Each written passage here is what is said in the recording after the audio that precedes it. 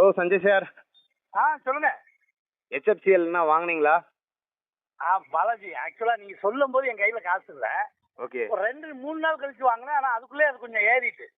But இப்பவும் ஒரு 500 stock வாங்கினேன். பட் ஒரு 7-8% ப்ராஃபிட்ல தான் இருக்கேன். வேற ஏதாவது கேஷ் வச்சிருக்கீங்களா? அதாவது ஆக்சுவலா கையில கேஷா இல்ல. ஆனா நம்ம வேதாந்தால ஒரு நேரம் ஒரு நல்ல ப்ராஃபிட் பார்த்தேன்னு சொன்னேன் இல்லையா, அதுல அப்படியே கொஞ்சம் கொஞ்சமா சேர்த்து ஒரு 550 வேதாந்தா வச்சிருக்கேன். ஒரு 2,10,000 ரூபாய், 2,20,000 ரூபாய்க்கு இருக்கு வேதாந்தா மட்டும். அதை அப்படியே வச்சுங்க, அதை அப்படியே ஹோல்ட் பண்ணுங்க. இன்னும் ஒரு ஒரு ஒரு ஒரு வருஷம் ஹோல்ட் பண்ணுங்க. இன்னும் ஒரு 60% ரிட்டர்ன்ஸ் கொடுக்கும்.